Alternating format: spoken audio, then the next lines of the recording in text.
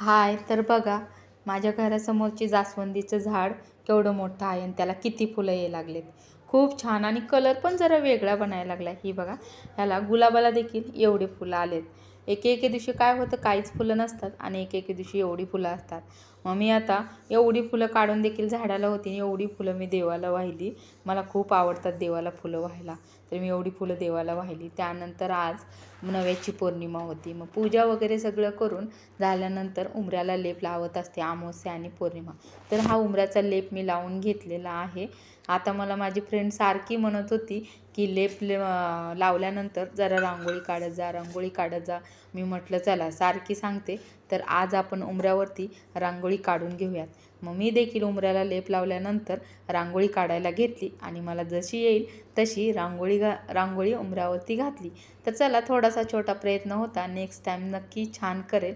आणि मला ही जशी येते तशी मी रांगोळी घातलेली आहे. एक फूल देखील वाहिलेलं आहे उंबऱ्याला आणि नंतर माझी पूजा पूर्ण झालेली आहे. आता याचा व्हिडिओ मी घरातला दाखवला होता संपूर्ण, म्हणून आज एवढंच दाखवते, पूजा वगैरे केलेली. बाकीचं काही नाही दाखवत. खूप कामं आहेत ती. आता पोळ्या वगैरे पण करायच्यात.